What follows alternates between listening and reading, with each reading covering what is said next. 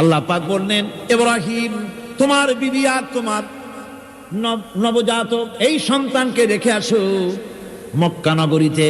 তিনি চলে গেলেন, সেখানে ঘর নাই, বাড়ি নাই, কিচ্ছু নাই, চতুর্দিকে ধুধু বালু আর মরুভূমি।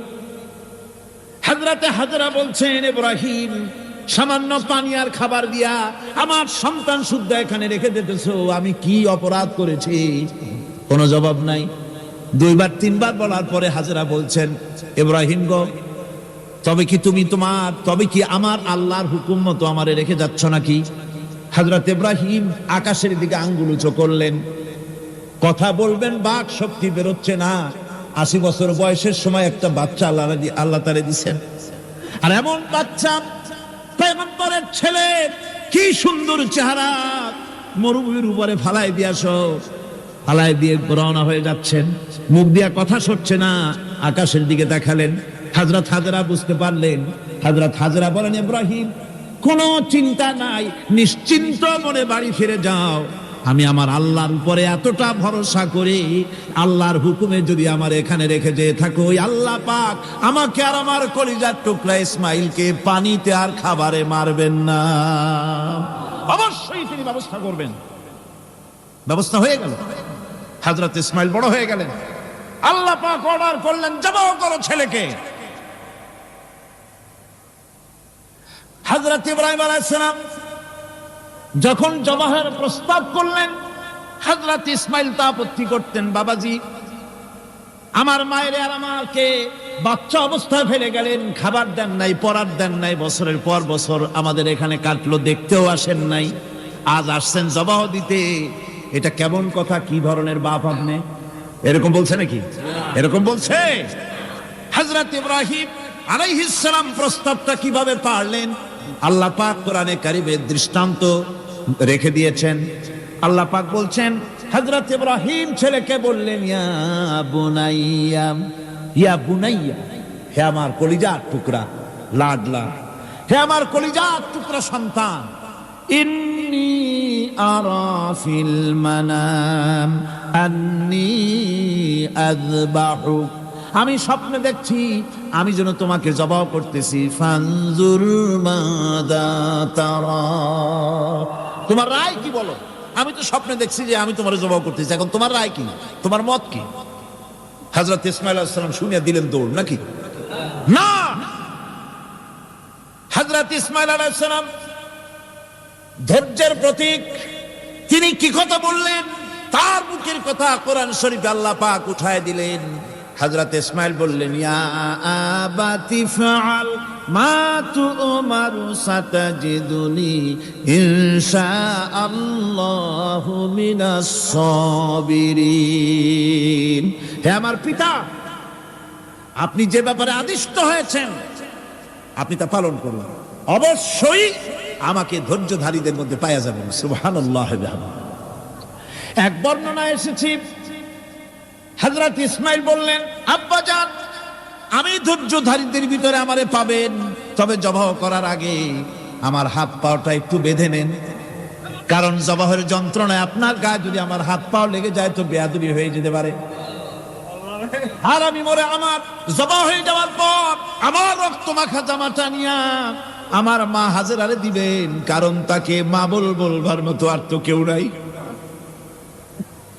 হযরত ইব্রাহিম তাকে বাঁধবার জন্য প্রস্তুতি নিলেন। হযরত ইসমাঈল বলছেন, আব্বাজান বাঁধবেন না, বাঁধার প্রয়োজন নাই। বলে, কেন? একবার বাঁধতে বললে আবার তুমি নিষেধ করছো কেন? ছেলে বলছেন, আব্বাজান বাঁধবো না এই জন্যে, হয়তো কিয়ামতেই প্রশ্ন উঠতে পারে যে আল্লাহর হুকুমে রাজি ছিল না বলে হাত পা বাঁধা জবাহ করছে। আমি এই সুযোগ দিব না, আপনি জবাহ করেন, আমি এতটুকু নড়াচড়া করব না। ধৈর্যের চরম প্রতীক হযরতে ইসমাঈল আলাইহিস সালাম দেখাই দিয়েছেন ধৈর্য কারে কয়। মহান আল্লাহ রাব্বুল আলামিনের নির্দেশে ইব্রাহিম আলাইহিস সালাম তার সন্তান ও স্ত্রীকে দূর আরবে রেখে আসেন। এখন আমরা শুনব সেই মহান আত্মত্যাগের কাহিনী। বলছেন বিশ্ববরেণ্য মুফাসসিরে কোরআন আল্লামা দেলাওয়ার হোসাইন সাঈদী। শুদ্ধ এখানে ভালো হয়ে যেতেছে, বাড়ি নাই, ঘর নাই, আমি কোথায় থাকবো, কোথায় আশ্রয় নেব, কে আমার খাইতে দেবে? তুমি আমার উপর রাগ করছো, কেন ফেলে যাচ্ছ? জবাব নেই। আবার বললেন, কেন ফেলে যাচ্ছ? ইব্রাহিমের তো বুক ফেটে যাচ্ছে, বলতে পারতেছেন না, বুক ফেটে যাচ্ছে। সন্তান, স্ত্রী এভাবে ফেলে যাচ্ছে, মুখটা মলিন। হযরত হাজরার হুঁশ এলো। হযরত হাজরা বুঝলেন ইব্রাহিম সাধারণ মানুষ নন, তিনি আল্লাহর নবী। নবীরা আল্লাহর হুকুম ছাড়া কাজ করেন না। প্রশ্ন করলেন, ইব্রাহিম তুমি যে আমার এখানে রেখে যাচ্ছ, এটা কি আল্লাহর হুকুম? হযরত ইব্রাহিম বলছেন, অবশ্যই অবশ্যই। আর কিছু বলতে পারলেন না, উপরে আঙ্গুল চোখা করতে, আমার আল্লাহর হুকুম, তাই তোমার রেখে গেলাম। হযরত হাজরা বলেন, ইব্রাহিম মনে কোনো কষ্ট নিও না, কোনো চিন্তা করো না, তুমি নিরাপদে নিশ্চিন্তে বাড়ি চলে যাও, আমিও কোনো চিন্তা করব না। কারণ আল্লাহর হুকুমে যখন তুমি এখানে রেখে যেতেছ, আমি আমার আল্লাহর উপর এত বিশ্বাস করি যে আমার রব্বুল আলামিন তিনি যখন আমাকে মরুভূমিতে আমার বাচ্চা সুদ্ধা ফেলাই দিতে বলেছেন, আমার আল্লাহ এমন মেহেরবান যে আমার এই কলিজার টুকরা সন্তান আর আমারে না খাওয়াই আল্লাহ মারবে না।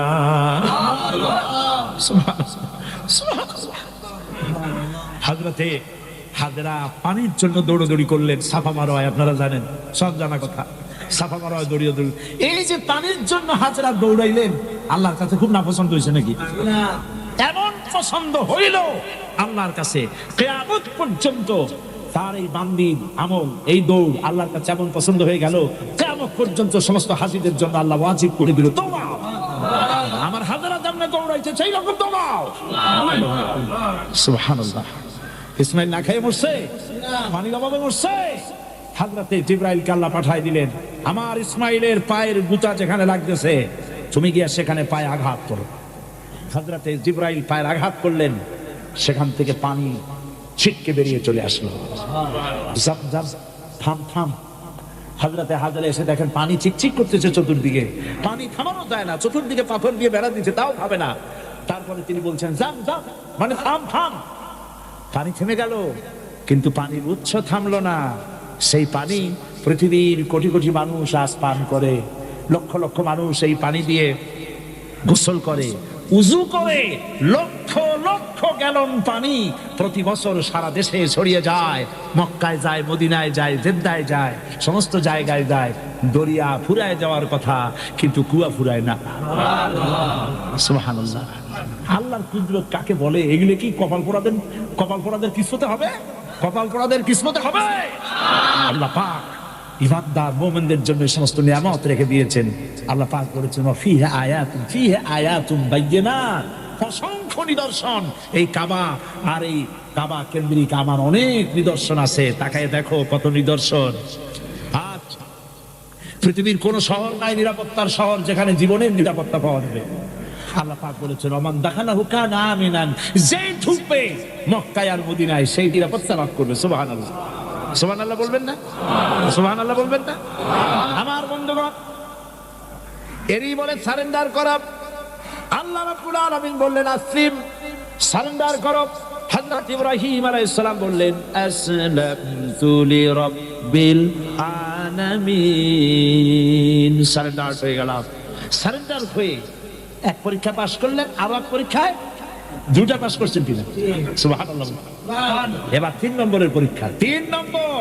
ছেলে এবার বড় হয়েছে, নাদুস নুদুস চেহারা, সুন্দর। সুবহানাল্লাহ, নাদুস নুদুস চেহারা, জ্ঞান। এবার যাও ছেলেকে জবাব করো। সুবহানাল্লাহ। একটার পর একটা মারাত্মক অগ্নি পরীক্ষা, ছেলের জবাব করো। হযরত ইব্রাহিম আলাইহিস সালাম বলছিলেন, আল্লাহ এই রকমের কঠিন পরীক্ষা তুমি আমারে বানাইও না। বলতেন না। আমার মা বোনেরা, আমার ভাইয়েরা লক্ষ্য করেন, হযরত ইব্রাহিম ছেলেকে প্রশ্ন করলেন, তারে বললেন পরিষ্কার, আল্লাহ আমাকে অর্ডার করেছেন, ইন্নী আরা ফিল মানাম আন্নী আযবাহুক, আমি স্বপ্নে দেখেছি আমি তোমাকে জবাব করতেছি, বলো তোমার অভিমত কি? ফানজুর মাযা তারা, বলো তোমার অভিমত কি? হযরত ইসমাইল বলতে পারতেন, আব্বা আপনি আমার বাবা, আমার মায়ের শুদ্ধ এখানে ফালাই দিয়ে গেছেন, বছরের পর বছর খাবার দেন নাই, পড়ার দেন নাই, খবর নেন নাই, আজকে কোন অধিকারে আপনি আমাকে জবাব করতে এসেছেন? বলতে পারতেন না? তিনি কি তা বলেছেন? না। এর নাম মুসলমান। চিল্লায় বলেন সুবহানাল্লাহ। এর নাম মুসলমান। আল্লাহর হুকুমের সামনে মাথা নত করে দাও। হযরত ইসমাইল কি জবাব দিলেন? হযরত ইসমাঈল বললেন, ইয়া আবাতি ফাআল মা তুমারু সাতাজিদুনি ইনশাআল্লাহু মিনাস সাবিরিন।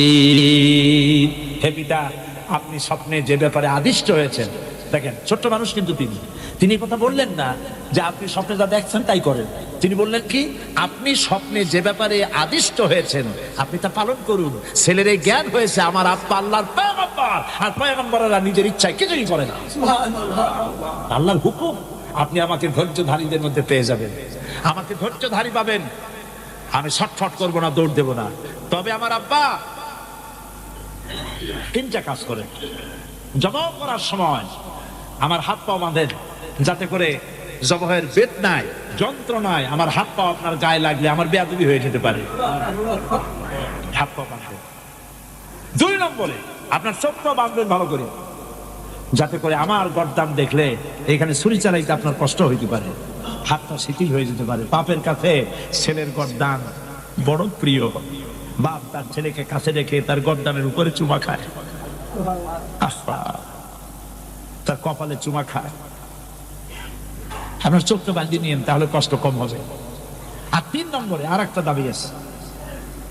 3 নম্বরে আর একটা দাবি হলো, আমার মা হাজেরা জনম দুঃখিনী মা, আমার কোন সন্তান তার নাই, মা বলে ডাকবার মতো আমাকে জবাই করার পরে আমার রক্ত মাখা জামাটা আমার মায়েরে দিয়া দিবেন, আর বলবেন যেন কান্দাকাটি না করে। কিয়ামতের দিন আল্লাহর দরবারে মায়ের সাথে আমার দেখা হয়ে যাবে। হযরত ইব্রাহিম ছেলের হাসপা বাঁধলেন, নিজের চোখ বেঁধেছেন। আল্লাহর আকাশের ফেরেশতারা তাকায় দেখতেছেন, কি সাংঘাতিক পরীক্ষা। এত বড় পরীক্ষা পৃথিবীর কোন মানুষকে আল্লাহ রাব্বুল আলামিন করেন নাই। কি কঠিন পরীক্ষা! নিজের ছেলের গলায় ছুরি চালানো বাপের পক্ষে কি সম্ভব? হযরত ইব্রাহিম আলাইহিস সালাম কোরআনে কারীমের মধ্যে রব্বুল আলামিন সুন্দর করে বলেছেন, ফালাম্মা আসলামা ওয়াতাল্লাহু লিল জাবিন। বাপ বেটা দুজনে রাজি হয়েছে, ছেলেটারে কাট করিয়া ছুরি ধরছে, ছুরি চালানো শুরু হয়ে গেছে। আল্লাহর কি ইচ্ছা যে ইসমাইল জবাই হয়ে যায়? আল্লাহর ইচ্ছা পরীক্ষা করা। আর ইব্রাহিম আলাইহিস সালাম পরীক্ষার রেজাল্ট জানেন না, ঠিক কিনা? ছেলে জবাই হবে কি হবে না এটা কি জানা আছে? তার জানা আছে জবাই হবেই। শক্তভাবে ছুরি চালাচ্ছেন, কাটে না, গলা কাটে না। এরপরে আল্লাহ রাব্বুল আলামিন, আকাশের ফেরেশতারা কাঁদতেছে এই দৃশ্য দেখে। আল্লাহ পাক দুম্বার ব্যবস্থা করে দিলেন। দুম্বা ইসমাইলকে, হযরত ইব্রাহিমের তো চোখ বাঁধা, ইসমাইল আলাইহিস সালামকে সরাইয়া দুম্বার সামনে দিয়েছে, দুম্বা জবাই হয়ে গেছে। সুবহানাল্লাহ। আল্লাহ রাব্বুল আলামিন হযরত ইব্রাহিমকে শোনায় দিলেন, ওয়ানাদাইনাহু আইয়া ইব্রাহিম সাদ্দাকতার রুয়া ইন্না কাযালিকা নাজজিল মুহসিনিন। আমি ইব্রাহিমকে ডেকে বললাম, ইব্রাহিম তুমি তোমার স্বপ্নকে বাস্তবে রূপ দিয়েছো, আর আমি এইভাবে করে মুহসিনিনদেরকে পুরস্কৃত করে থাকি। সালামুন আলা ইব্রাহিম। ইব্রাহিমের উপরে আল্লাহর শান্তি নাযিল হোক। কিয়ামত পর্যন্ত পৃথিবীর কোটি কোটি মুসলমানেরা নামাজের মধ্যে ইব্রাহিম আলাইহিস সালামের জন্য দোয়া করবে। সুবহানাল্লাহ। দোয়া করেন না আপনারা? কোন সময়? দরুদের কিয়ামত পর্যন্ত দোয়া করো, তোমার নেতা, তোমার জাতির পিতা। মুসলমান কারে বলে? এর নাম মুসলমান। মদের ব্যবসা ছাড়তে পারবেন না, জুয়া ছাড়তে পারবেন না, সুদ ছাড়তে পারবেন না, আবার দাবি করবেন আপনি মুসলমান। মুসলমান হওয়া যাবে না, আল্লাহর কসম মুসলমান হওয়া যাবে না। মুনাফিক মুনাফিক মুনাফিক। মুসলমান হতে হলে আল্লাহর হুকুমের সামনে মাথা নত করতে হবে। যা তিনি বলেছেন সব অংশ। মিথ্যা ছেড়ে দিতে হবে, ওজনে কম দেওয়া যাবে না, খাদ্যে ভেজাল দেওয়া যাবে না, নিজের স্ত্রীকে নিজের মেয়েকে বেপরদা করা যাবে না, বৈশাখী মেলার নামে নিজেদের মেয়েগুলিকে সৌন্দর্য প্রদর্শনী করে মানুষের সামনে বের করা যাবে না। এর নাম ইসলাম। এর নাম কি? এই ধরনের মুসলমান হইতে পারবো আমরা? হইতে পারবো? এ ধরনের মুসলমান হইতে রাজি আছি? এরা কেন রাজি? আলহামদুলিল্লাহ।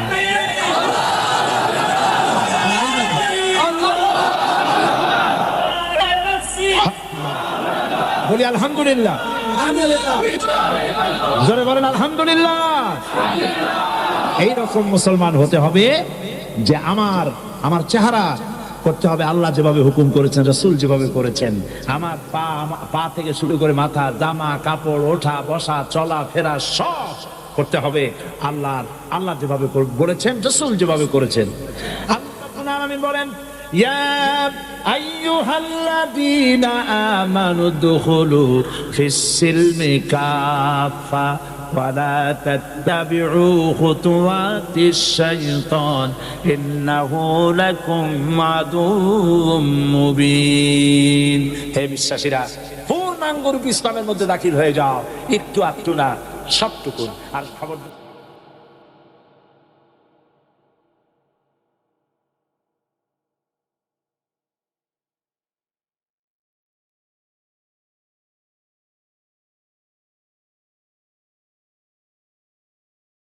ربنا لا تزغ قلوبنا بعد إذ هديتنا وهب لنا من لدنك رحمة إنك أنت الوهاب। হায় আল্লাহ তাআলা, লাখো জনতা আজকের এই প্রথম দিনেই আল্লাহ তাআলা কোরআনের এই মাহফিলে দীর্ঘক্ষণ ধরে তোমার কোরআনের কথা শুনে তোমার দরবারে হাত তুলেছি। দয়া করে মেহেরবানি করে আমাদের জিন্দেগির গুনাহ খাতাকে মাফ করে দাও। আমাদের মা বাপ মুরব্বিয়ান যারা কবরে চলে গেছে, আল্লাহ তাআলা কবরগুলিকে জান্নাতের টুকরায় পরিণত করে দাও। রব্বির হামহুমা কামা রব্বায়ানি সগীরা। পড়েন সবাই, রব্বির হামহুমা কামা রব্বায়ানি সগীরা। আয় আল্লাহ তাআলা, আমাদের এই বিবি বাল বাচ্চা যা দান করেছো সবগুলিকে দিনদার বানাও, ইমানদার বানাও, নামাজি বানাও, পরেজগার বানাইয়া দাও। রব্বুল আলামিন, যেই পরকালের কথা, কিয়ামতের কথা আলোচনা করলাম, সেই কঠিন হাসরের ময়দানে যেদিন পায়ের নিচে হবে তামার মতো মাটি, আর মাথার উপরে প্রকাণ্ড সূর্যের তাপে গুনাহগারের মাথার চান্দি ফেটে গিয়া মগজগুলি গলে গলে নাক কান দিয়ে বেয়ে পড়তে লাগবে। জিহ্বাটা পানির পিপাসায় কুকুরের মতো ঝুলে নাভিস্থল পর্যন্ত পড়ে যাবে। ময়দানে সাড়া পড়বে পানি পানি বলে। আল্লাহ তাআলা ওই দিনে তোমার হাবিবের হাতের কাউসারের পেয়ালা আমাদের নসিব করে দিও। আহ জাতি হ্যায় ফলক পর রহম লানে কে লিয়ে, আহ জাতি হ্যায় ফলক পর রহম লানে কে লিয়ে, बादलो हट जा दे दो आह जाने के लिए। रहम कर अपना ना आईने करम को भूल जा, रहम कर अपना ना आईने करम को भूल जा। हम तुझे भूले हैं लेकिन तू ना हमको भूल जा। रब्बुल आलमीन, মা বোনেরা কষ্ট করে মাহফিলে এসেছেন, আল্লাহ তাআলা মা বোনদেরকে এমন আমল করার তৌফিক দাও যাতে করে কিয়ামতের দিন হযরত আয়েশা, হযরত খাদিজার সঙ্গে হাসর নসিব হয়ে যায়। রব্বুল আলামিন, এই মাহফিল বাকি 4 দিন তোমার কুদরতি নিজাম দিয়ে আল্লাহ তুমি পরিচালিত করে দিও। সারা বাংলাদেশের মানুষ বিভিন্ন জায়গা থেকে এই মাহফিলে আসে। আল্লাহ তাআলা প্রতিবেশী দেশ থেকে আসে, যারা প্লেনে আসেন অথবা গাড়িতে আসেন, পায়ে হেঁটে আসেন, যিনি যেভাবে আসেন, আল্লাহ তাআলা যাতায়াতকে তুমি আসান করে দিও, বিপদ মুক্ত করে দিও, আল্লাহ দুর্ঘটনা মুক্ত করে দিও।